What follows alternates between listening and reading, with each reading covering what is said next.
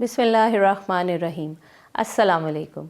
मेरा नाम है मिस मासूमा और आज मैं आपके साथ आफाक सन सीरीज़ माशरती उलूम जमात चहारम की किताब का 5वां सबक शुरू करने वाली हूँ। आज हम बाब पंजम शुरू करेंगे जो है जोग्राफिया और उसका पहला सबक ग्लोब और नक्शे की महारतें। तो आइए शुरू करते हैं। इस सबक को मुकम्मल करने के बाद आप इस काबिल हो जाएंगे कि इस्तिलाहात ग्लोब और नक्शे की तारीफ़ कर सकें और नक्शे के अहम अनासर के नाम बता सकें।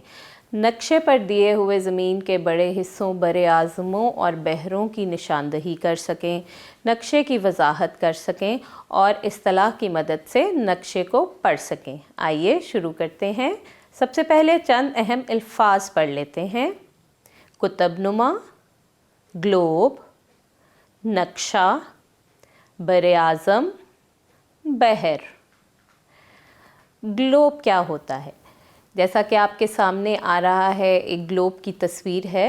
ग्लोब ज़मीन का एक खाका होता है या नमूना होता है जो करवी शक्ल या गेंद की मानंद होता है। ग्लोब से हमें पता चलता है कि ज़मीन ज़ाहिरी तौर पर किस तरह दिखाई देती है। ग्लोब ज़मीन पर खुश्की और पानी को ज़ाहिर करता है। नक्शा क्या होता है? ज़मीन या ज़मीन के किसी हिस्से को एक हमवार सतह पर ज़ाहिर करना नक्शा कहलाता है। नक्शा हमें किसी जगह के बारे में तफसीली मालूमात फ़राहम करता है। मिसाल के तौर पर किसी शहर का नक्शा उस शहर की सड़कों, स्कूलों और दूसरे अहम मकामात के बारे में बताता है। आप अगर देख रहे हैं, ये एक तस्वीर आपको नज़र आ रही है, उसमें कुछ इलामती चीज़ें हैं जो अगर आप देखें तो एक साइड पे इलामती फ़हरिस्त है और दूसरी साइड पे नक्शा है। ये एक पार्क का नक्शा है। उसमें जिस जगह पर दरख्त लगे हुए हैं, हम उस अलामत की वजह से हमें वहाँ पता लगता है कि यहाँ दरख्त लगे हुए हैं। इसी तरह जहाँ झूले लगे हुए हैं उनका अलामती फ़हरिस्त में निशान दिया गया है। तो इस तरह इन अलामती चीज़ों को देखते हुए हम नक्शे को पढ़ सकते हैं। बरे आज़म।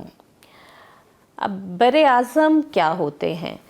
दुनिया के नक्शे में हम देख सकते हैं कि हमारी ज़मीन खुश्की और पानी दो बड़े हिस्सों पर मुश्तमिल होती है। खुश्की का हिस्सा बरे आज़म कहलाता है। दुनिया में 7 बड़े बरे आज़म हैं: एशिया, अफ्रीका, शुमाली अमरीका, जनूबी अमरीका, एंटार्कटिका, यूरोप और ऑस्ट्रेलिया। बहर। दुनिया में 5 बड़े समंदर हैं जिन्हें बहर कहा जाता है। दुनिया का सबसे बड़ा बहर बहरुल काहिल है।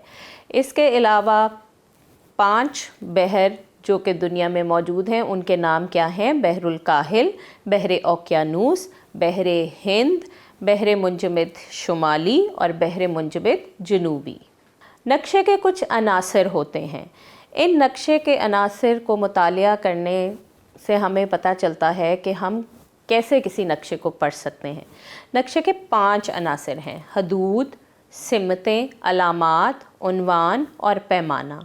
अगर आप इस तस्वीर को गौर से देखें तो ये एक पहाड़ी स्टेशन का नक्शा है। उसी तरह एक साइड पे अलामती फ़हरिस्त दी गई है जहाँ पे रेलवे लाइन का एक इलामत है, फिर पहाड़ों की कुछ इलामात हैं, कुछ इलामात पुल को ज़ाहिर कर रही हैं। अगर आप इन इलामात को देखें और नक्शे को देखें तो आपको बहुत आसानी से समझ आ सकती है कि किस जगह पर पहाड़ हैं, किस जगह पर दरख्त हैं, कहाँ रेलवे लाइन है, कहाँ पर पुल हैं, कहाँ दरिया बह रहा है। तो इन अलामती फ़हरिस्त की मदद से हम बहुत आसानी से नक्शे को समझ सकते हैं। नक्शे के चारों अतराफ जो सरहदी लकीर होती है उसको हम हदूद कहते हैं। इसी तरह नक्शे पर कुछ सिमतों के निशान होते हैं, यानी डायरेक्शंस होती हैं। नक्शे पर सिमती अलामत हर नक्शे पर आपको नज़र आएगी जिसे कुतुब नुमा कहा जाता है। इसकी मदद से हमें मुख्तलिफ़ सिमतें मालूम करने में मदद मिलती है। कुतुब नुमा में तीर का निशान हमेशा शुमाल की जानिब इशारा करता है। जब आपको शुमाल का पता लग जाता है तो फिर आप बाकी की सिमतों को बआसानी पहचान सकते हैं। इसी तरह इलामात। نقشے پر مختلف جگہیں اور علاقے دکھانے کے لیے علامتی فہرست استعمال کی جاتی ہے۔ عام طور پر نقشوں کی علامات اسی طرح بنائی جاتی ہیں جیسے حقیقی خد و خال نظر آتے ہیں۔ انہی حقیقی خد و خال کو رنگوں کی طرح بھی ظاہر کیا جاتا ہے۔ مثال کے طور پر پہاڑوں کو بھورے رنگ سے، اسکول کی عمارت کو سرخ رنگ سے اور جنگلات کو سبز رنگ سے ظاہر کیا جاتا ہے۔ عنوان: نقشے کا عنوان سب سے اوپر لکھا جاتا ہے۔ عنوان نقشے سے متعلق ہمیں بنیادی معلومات فراہم کرتا ہے، جیسا کہ یہ کس علاقے کا نقشہ بنایا گیا ہے اور اس کا کیا مقصد ہے۔ اسی طرح نقشے پر پیمانہ بھی ہوتا ہے۔ زمین پر کوئی سے دو مقامات کے درمیان فاصلے کو جس نسبت سے نقشے پر ظاہر کیا جاتا ہے اسے پیمانہ کہتے ہیں۔ مثال کے طور پر دو مقامات کے درمیان 2 میل کے فاصلے کو نقشے پر 1 انچ سے ظاہر کیا جاتا ہے۔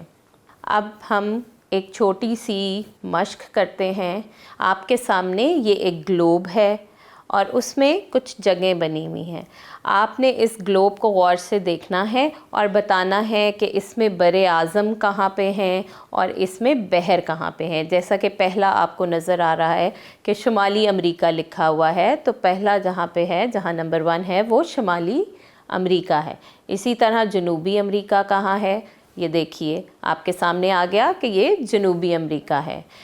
اسی طرح آپ نے سارے بر اعظموں کے نام پڑھنے ہیں اور ان کے نمبر لکھنے ہیں کہ کون سا بر اعظم آپ کو کہاں پر نظر آ رہا ہے۔ اسی طرح بحر بھی دیے گئے ہیں، جس طرح بحر الکاہل ہے آپ کے سامنے نمبر 8 آ گیا، اس کا مطلب یہ بحر الکاہل ہے۔ اب باقی آپ خود سے گلوب پر دیکھیے اور پھر ان نمبروں کو ان کی جگہ پر لکھیے۔ اب ہم مشق کی جانب بڑھتے ہیں۔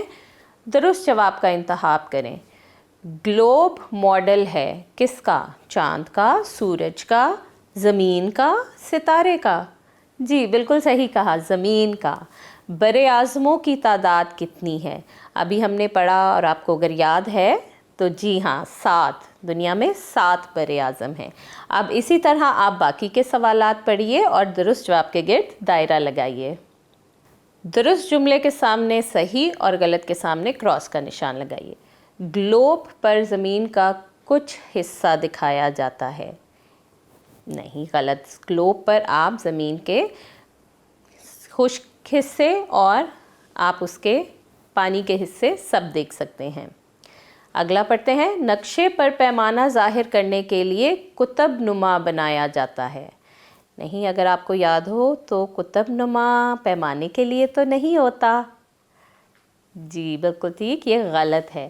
آپ نے اسی طرح یہ سارے پڑھنے ہیں اور پھر ان کے سامنے ٹک یا کراس کا نشان لگانا ہے۔ مختصر جوابات دیں۔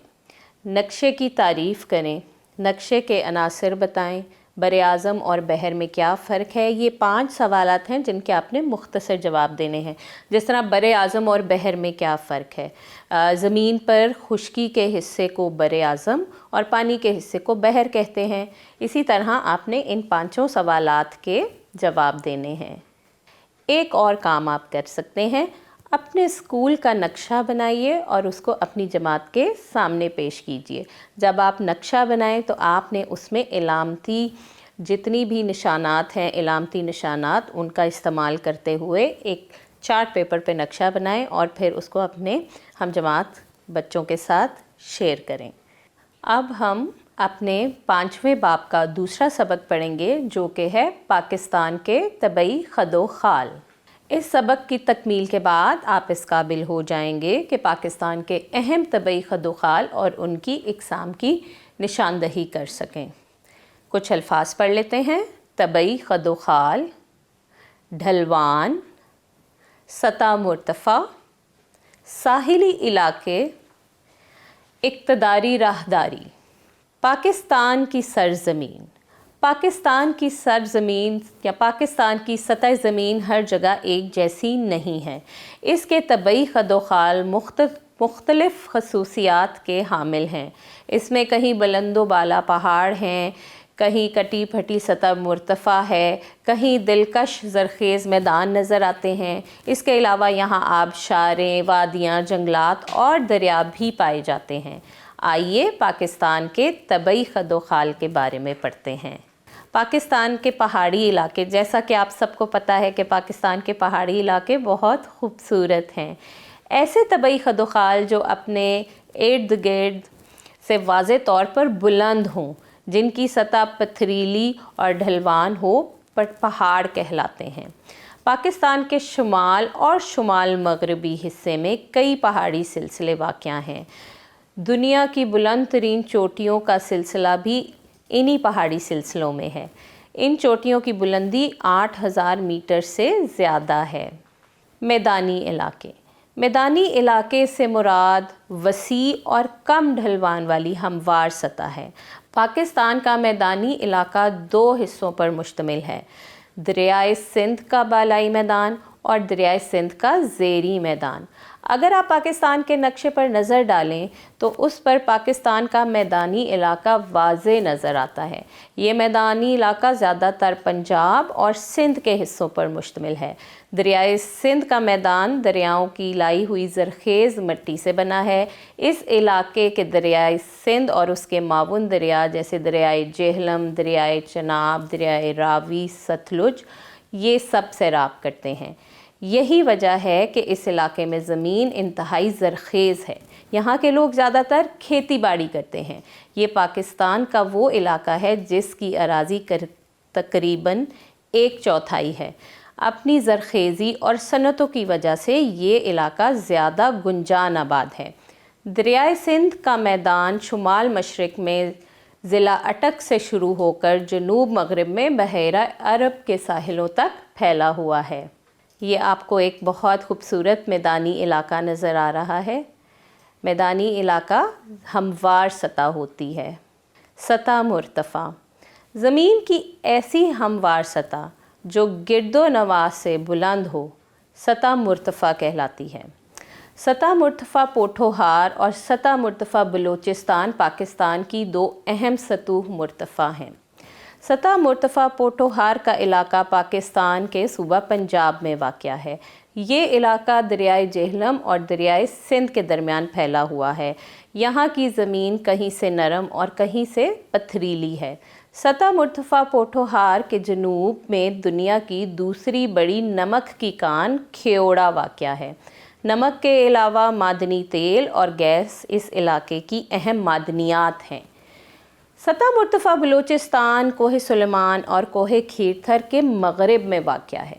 سطح مرتفع بلوچستان کی زمین پتھریلی اور ریتلی ہے، تاہم یہ علاقہ قدرتی گیس، کوئلے اور گندھک جیسی معدنیات سے مالا مال ہے۔ بلوچستان میں سوئی کے مقام پر قدرتی گیس کا سب سے بڑا ذخیرہ پایا جاتا ہے، جہاں سے گیس پاکستان کے تقریباً ہر علاقے تک پہنچائی جاتی ہے۔ اگر آپ یہ تصاویر دیکھیں تو آپ کو سطح مرتفع بلوچستان اور سطح مرتفع پوٹھوہار دونوں نظر آ سکتی ہیں۔ دونوں بہت خوبصورت جگہیں ہیں، آپ کو نظر آ رہی ہوں گی۔ صحرائی علاقے، ایسا علاقہ جہاں سالانہ بارش 10 انچ سے کم ہو صحرا کہلاتا ہے۔ پاکستان میں 4 صحرا ہیں: چولستان، تھل، تھر اور خاران۔ تھل اور چولستان صوبہ پنجاب میں، جبکہ تھر صوبہ سندھ میں اور خاران صوبہ بلوچستان میں واقع ہے۔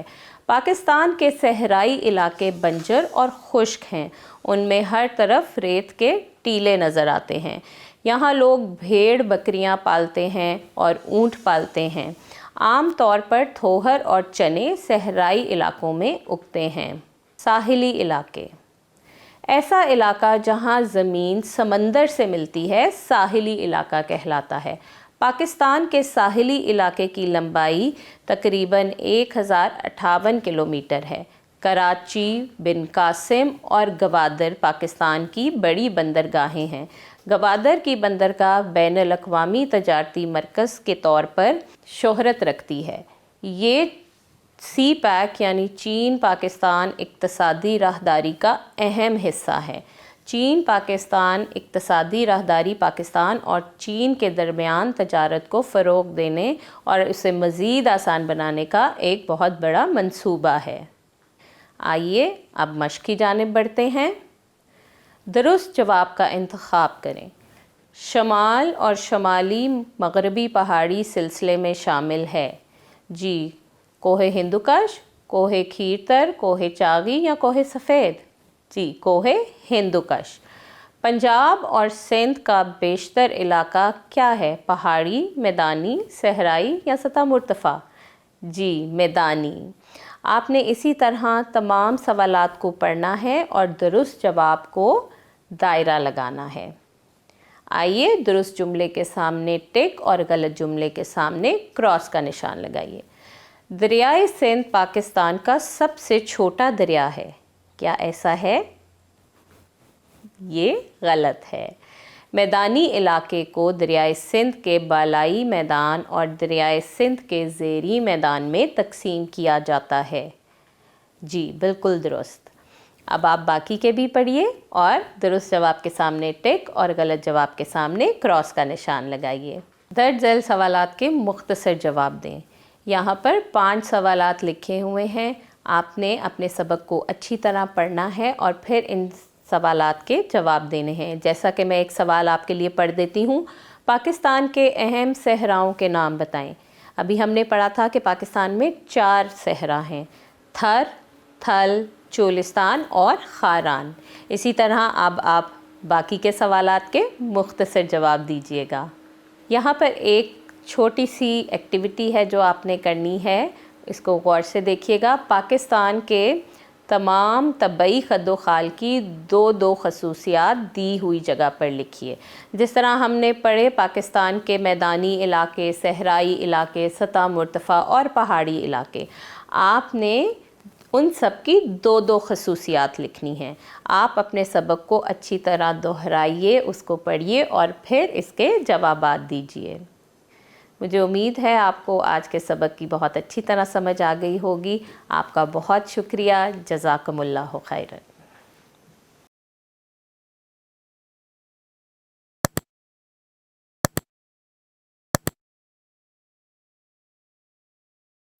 بسم اللہ الرحمن الرحیم۔ السلام علیکم، میرا نام ہے مس معصومہ اور آج میں آپ کے ساتھ آفاق سن سیریز جماعت چہارم کی معاشرتی علوم کی کتاب کا 5واں باب یعنی جغرافیہ اور اس کا 3را سبق زمین اور لوگ شروع کرنے والی ہوں۔ آئیے شروع کرتے ہیں۔ اس سبق کی تکمیل کے بعد آپ اس قابل ہو جائیں گے کہ قدرتی ماحول کہ پاکستان کے لوگوں کے طرز زندگی پر اثرات بیان کر سکیں کہ کس طرح مختلف انسانی سرگرمیاں قدرتی ماحول کو تبدیل کرتی ہیں، پاکستان میں غذائی تحفظ کے تصور اور ضرورت کو بیان کر سکیں۔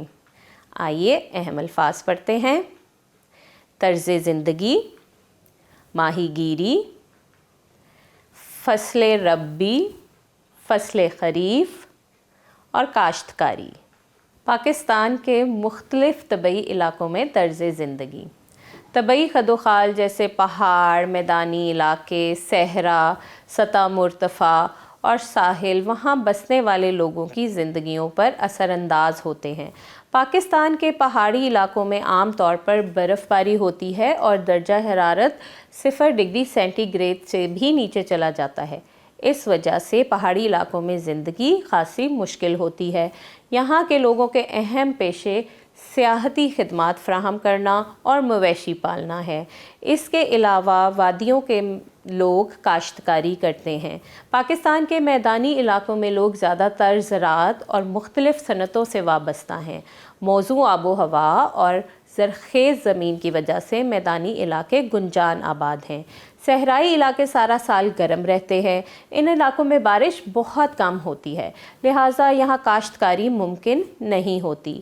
یہاں پر لوگ مویشی پالتے ہیں اور پانی کی تلاش میں ایک جگہ سے دوسری جگہ نقل مکانی کرتے رہتے ہیں۔ پاکستان کے لوگوں کے پیشے۔ پاکستان کے لوگوں کے جو پیشے ہیں ان میں ہیں زراعت، صنعتیں اور کان کنی۔ پاکستان کے زیادہ تر لوگ زراعت سے وابستہ ہیں۔ فصلیں اگانے اور مویشی پالنے کا فن زراعت کہلاتا ہے۔ پاکستان ایک زرعی ملک ہے۔ آبادی کا بیشتر حصہ زراعت سے منسلک ہے۔ زراعت ہمارے ملک کی معیشت میں ریڑھ کی ہڈی کا کردار ادا کرتی ہے۔ بارش اور دریاؤں کی وجہ سے میدانی علاقوں کی زمین زرخیز ہے، جس کی وجہ سے کسان یہاں سال بھر فصلیں کاشت کرتے ہیں۔ ربی اور خریف پاکستان کی دو اہم فصلیں ہیں۔ ربی کی فصلیں جیسے گندم، دالیں، چنا اور تلسی سردیوں میں اگائی جاتی ہیں اور موسم بہار میں کاٹی جاتی ہیں۔ خریف کی فصلیں جیسے کپاس، چاول، گنا اور مکئی یہ گرمیوں میں اگائی جاتی ہیں اور موسم خزاں میں ان کی کٹائی ہوتی ہے۔ اس کے علاوہ دیہات کے لوگ مختلف جانور پالتے ہیں جیسے گائے، بکری، بھیڑ، گھوڑے، اور ان جانوروں سے گوشت، دودھ، اون اور انڈے حاصل کرتے ہیں۔ صنعتوں سے مراد فیکٹریاں، کمپنیاں اور کارخانے ہیں جو مختلف اشیاء تیار کرتے ہیں اور خدمات فراہم کرتے ہیں۔ پاکستان میں لوگوں کی ایک بہت بڑی تعداد کی آمدنی کا ذریعہ صنعتیں ہیں۔ ان میں تیار شدہ اشیاء برآمد کی جاتی ہیں اور زر مبادلہ کمایا جاتا ہے۔ اس طرح یہ ملک کی معیشت کو فروغ دیتی ہیں۔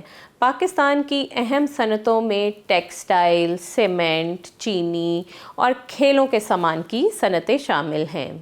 کان کنی زمین کی سطح اور سمندر کی تہہ میں معدنیات نکالنے کا فن کان کنی کہلاتا ہے۔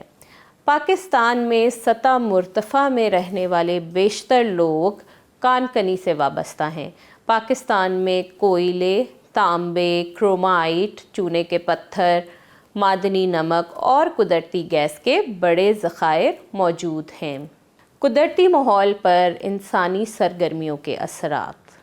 قدرتی ماحول پر جیسے ڈیموں کی تعمیر، صنعتی آلودگی اور جنگلات کی کٹائی، یہ سب انسانوں کی زندگیوں پر اثر انداز ہوتے ہیں۔ تھوڑا سا ان کے بارے میں جانتے ہیں۔ ڈیموں کی تعمیر، پانی جمع کرنے کے لیے دریاؤں پر بند باندھ کر ڈیم تعمیر کیے جاتے ہیں۔ آب پاشی، بجلی پیدا کرنے یا سیلاب کی روک تھام کے لیے ڈیموں میں پانی ذخیرہ کیا جاتا ہے۔ ان فوائد کے باوجود یہ قدرتی ماحول کو نقصان پہنچاتے ہیں۔ ڈیم دریا کے بہاؤ کے ساتھ آنے والی زرخیز مٹی کو بھی روک لیتے ہیں، جو فصلیں اگانے اور پیداوار بڑھانے میں اہم کردار ادا کرتی ہیں۔ صنعتی آلودگی کے بارے میں بات کرتے ہیں۔ بہت سے لوگ روزگار کے لیے صنعتوں پر انحصار کرتے ہیں، مگر صنعتوں سے خارج ہونے والے زہریلے مادے اور دھواں ماحول کو آلودہ کرتے ہیں۔ یہ آلودگی انسانوں، جانوروں اور پودوں کو بری طرح متاثر کرتی ہے۔ جنگلات کی کٹائی، درخت قدرتی ماحول میں توازن برقرار رکھتے ہیں۔ ان کی بدولت درجہ حرارت معتدل رہتا ہے اور فضا میں نمی کی خاص سطح بھی برقرار رہتی ہے۔ لیکن درخت کاٹنے کی وجہ سے آپ کو پتہ ہے کہ جب بہت زیادہ درخت کاٹے جاتے ہیں تو فضا میں کاربن ڈائی آکسائڈ زیادہ ہو جاتی ہے، کیونکہ درخت کاربن ڈائی آکسائڈ کو جذب کرتے ہیں اور آکسیجن خارج کرتے ہیں، جو تمام جانداروں کے زندہ رہنے کے لیے ضروری ہے۔ ہمیں چاہیے کہ ہم ماحول کی خوبصورتی کو برقرار رکھنے کے لیے قدرتی ماحول کو محفوظ رکھیں، جیسے کہ زیادہ سے زیادہ درخت اگائیں۔ اگر کہیں سے درخت کاٹے جائیں تو اس کی جگہ پر درخت لگائے بھی جائیں۔ دھواں چھوڑنے والی گاڑیوں اور بسوں کا استعمال نہ کریں۔ کم فاصلہ طے کرنے کے لیے کوشش کریں کہ ہم پیدل چلیں، اور فاصلہ زیادہ ہونے کی صورت میں بسوں میں سفر کریں۔ صنعتوں سے خارج ہونے والے زہریلے مادے کو بھی فلٹر کیا جانا چاہیے تاکہ آپ کے ماحول کی خوبصورتی برقرار رہ سکے۔ آئیے مشق کی جانب بڑھتے ہیں۔ درست جواب کا انتخاب کیجیے۔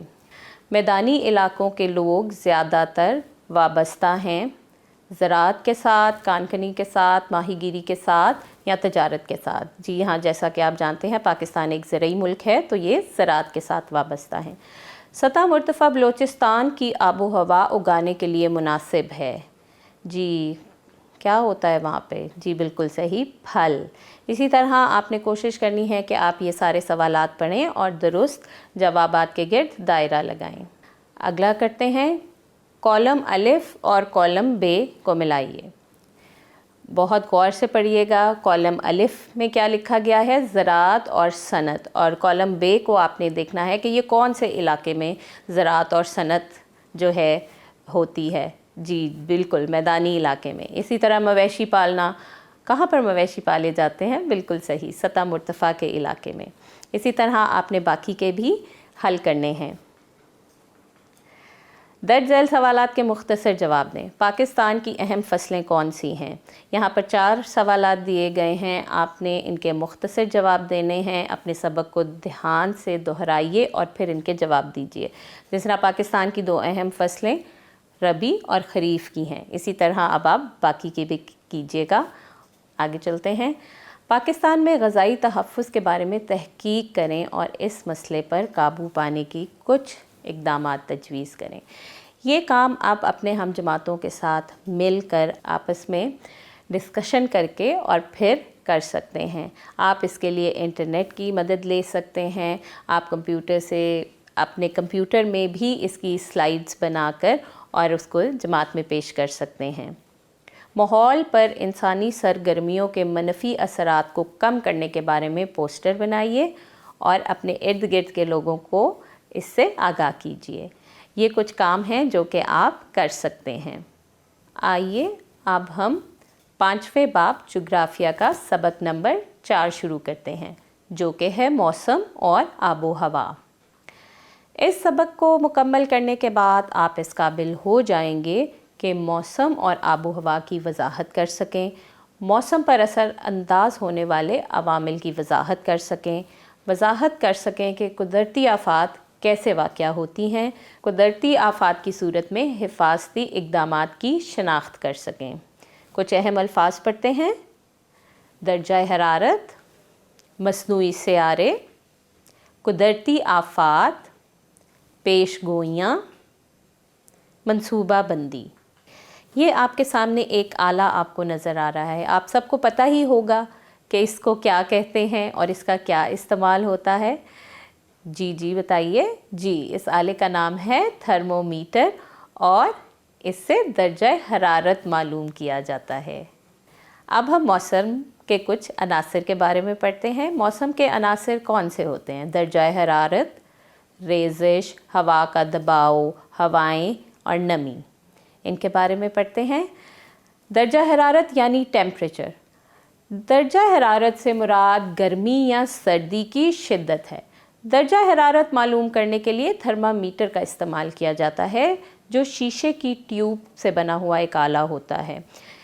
اس کے علاوہ سینٹی گریڈ، فارن ہائٹ یا کیلون درجہ حرارت کی اکائیاں ہیں۔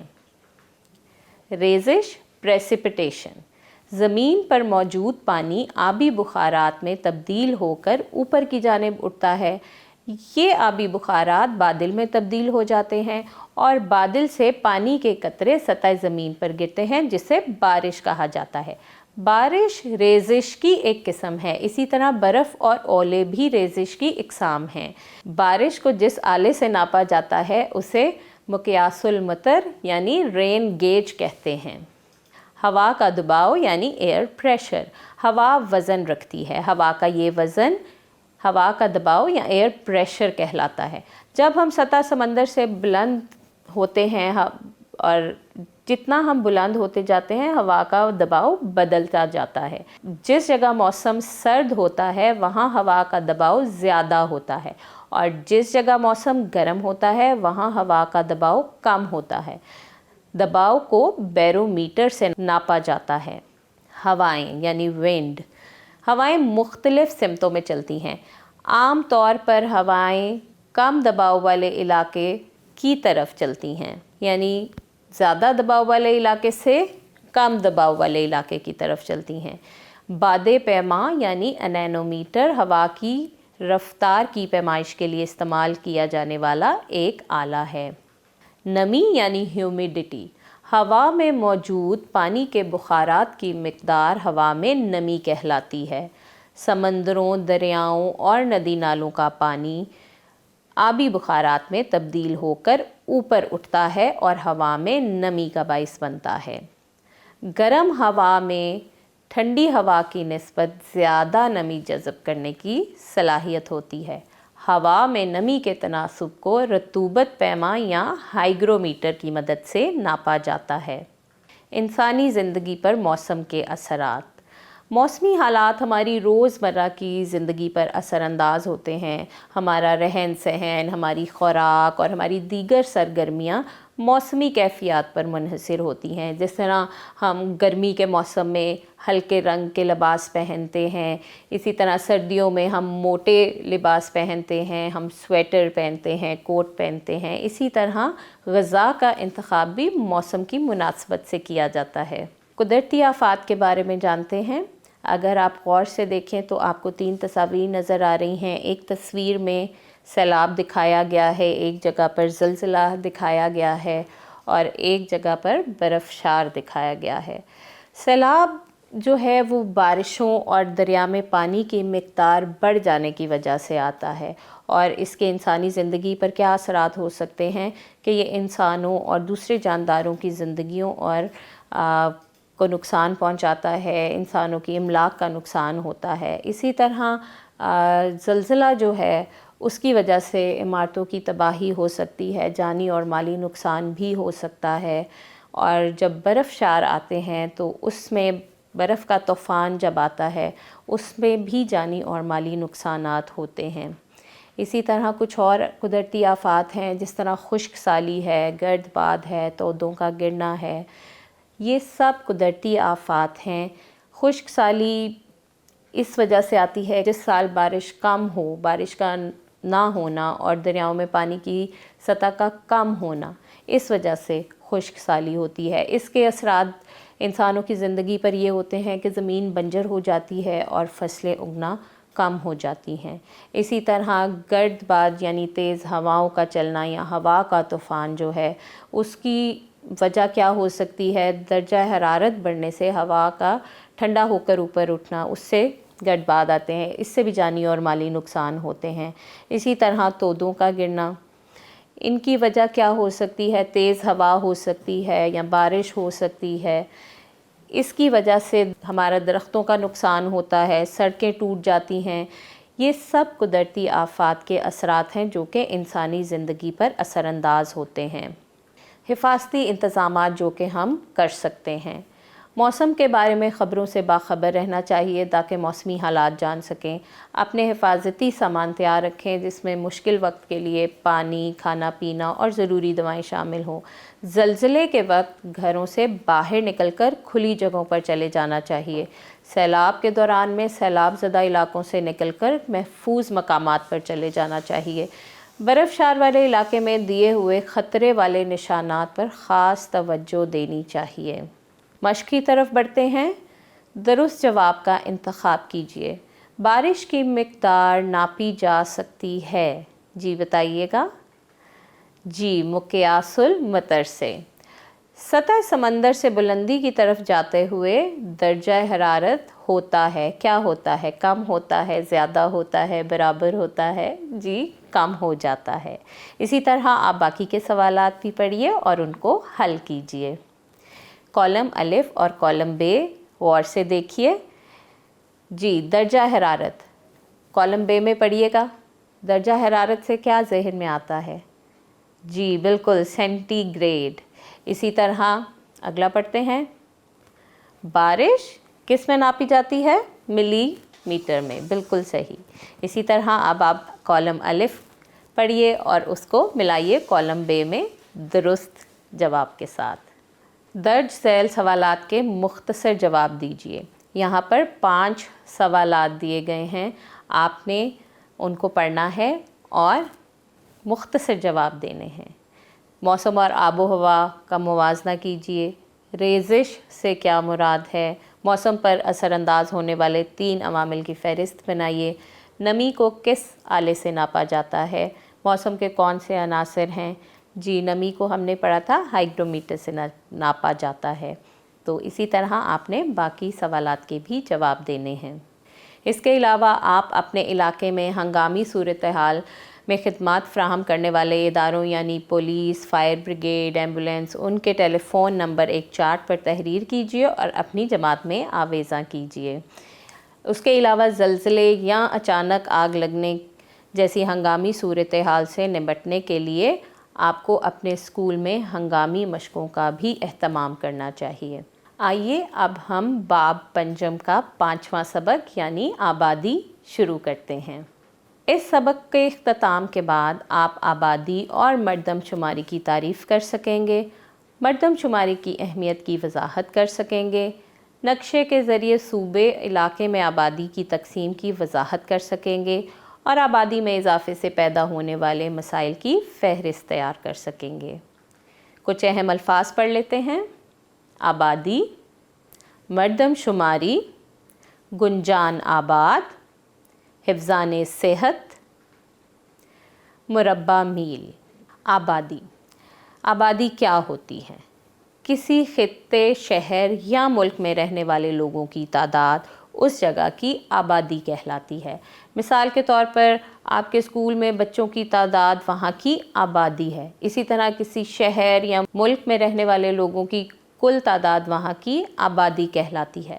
پاکستان کی کل آبادی 2023 کی مردم شماری کے مطابق تقریباً 241.4 ملین ہے۔ مردم شماری کیا ہوتی ہے؟ ابھی آپ نے سنا یہ لفظ مردم شماری۔ حکومتی ادارے کسی ملک کے تمام افراد کی تعداد اور ان سے متعلق معلومات اکٹھی کرتے ہیں، اسے مردم شماری کہتے ہیں۔ مردم شماری کے ذریعے کسی ملک، شہر یا علاقے میں رہنے والے لوگوں کی کل تعداد اور اس کے علاوہ ان کی تعلیم، پیشے، عمر اور ان کے مذہب اور رہائش سے متعلق تمام معلومات اکٹھی کی جاتی ہیں۔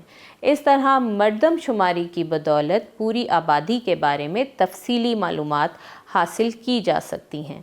مردم شماری کے ذریعے آبادی کا تخمینہ اس لیے لگایا جاتا ہے تاکہ تعداد کے حساب سے عوام کو تعلیم، رہائش اور صحت جیسی سہولیات کی فراہمی یقینی بنائی جا سکے۔ آبادی کی تقسیم۔ ہر جگہ آبادی کی تقسیم یکساں نہیں ہوتی۔ کچھ علاقے گنجان آباد ہوتے ہیں اور کچھ علاقے کم گنجان آباد۔ آبادی کی گنجانی سے مراد یہ ہے کہ کسی علاقے میں فی مربع کلومیٹر یا فی مربع میل کے حساب سے اوسطاً کتنے افراد رہتے ہیں۔ پاکستان میں آبادی کی گنجانی علاقوں اور صوبوں کے لحاظ سے مختلف ہے۔ جیسا کہ آپ دیکھ سکتے ہیں اس تصویر میں، آپ اگر غور کیجئے تو آپ کو نظر آئے گا کہ سبز حصہ پنجاب کو ظاہر کر رہا ہے، جس کا مطلب ہے کہ پنجاب پاکستان کا سب سے گنجان آباد صوبہ ہے۔ اس کے علاوہ لاہور، راولپنڈی، فیصل آباد، ملتان، گوجرانوالا یہ سب پنجاب کے گنجان آباد شہر ہیں۔ بڑھتی ہوئی آبادی کے مسائل۔ جب آبادی زیادہ ہوتی ہے تو وہاں پر مسائل بھی زیادہ ہو جاتے ہیں، جس طرح روزمرہ کی زندگی میں خوراک، ادویات اور دیگر بنیادی اشیاء کی کمی ہو جاتی ہے، اور اسی طرح تعلیمی ادارے جو ہیں ان کی وہ ناکافی ہو جاتے ہیں، مناسب رہائشی سہولتوں کی کمی ہو جاتی ہے، خوراک کی قلت ہوتی ہے، آلودگی میں اضافہ ہوتا ہے اور بہتر روزگار کی عدم دستیابی ہو جاتی ہے۔ یہ وہ تمام مسائل ہیں جو بڑھتی ہوئی آبادی کی وجہ سے ہمیں درپیش ہیں۔ آئیے اب مشق کی جانب بڑھتے ہیں۔ درست جواب کا انتخاب کریں۔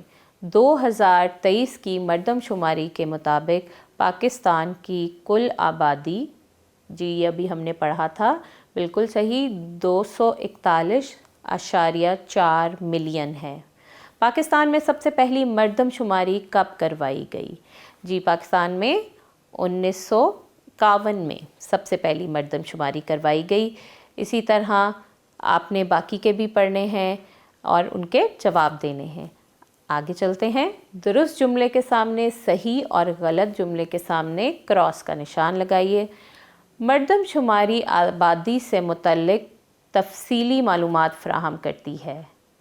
جی بالکل صحیح، یہاں ہم ٹک کا نشان لگائیں گے۔ پاکستان میں آبادی کی تقسیم ہر جگہ یکساں ہے۔ کیا ایسا ہے؟ نہیں، یہاں پر ہم کراس لگائیں گے۔ اسی طرح آپ باقی کے بھی پڑھیے گا اور ان کے آگے ٹک یا کراس کا نشان لگائیے گا۔ کچھ سوالات کے جواب دیجیے۔ درج ذیل سوالات کے مختصر جواب دیں۔ آبادی سے کیا مراد ہے؟ مردم شماری سے کیا مراد ہے؟ پاکستان میں کم آبادی کی کیا وجوہات ہیں؟ اور پاکستان کی موجودہ آبادی کتنی ہے؟ جس طرح ابھی آپ نے پڑھا کہ 2023 کی مردم شماری کے مطابق پاکستان کی آبادی 241.4 ملین کے قریب ہے۔ تو اسی طرح آپ باقی کے سوال پڑھیے گا اور ان کے جواب دیجیے گا۔ کچھ اور کام بھی آپ کر سکتے ہیں، جیسے آبادی میں اضافے سے پلاسٹک کے تھیلوں، بوتلوں اور دیگر مصنوعات کا استعمال روز بروز بڑھ رہا ہے۔ ایسی مصنوعات کا کم سے کم استعمال کرنے کے لیے 3R یعنی ریڈیوس، ری سائیکل اور ری یوز اس حکمت عملی کو مد نظر رکھتے ہوئے ایک پوسٹر تیار کیجیے اور یوم ارض کے موقع پر اس پوسٹر کو اپنی جماعت میں آویزاں کیجیے۔ امید ہے آپ کو آج کے سبق کی اچھی طرح سمجھ آ گئی ہوگی۔ آپ سے اگلے سبق میں دوبارہ ملاقات ہوگی۔ اللہ حافظ۔ جزاکم اللہ خیرا۔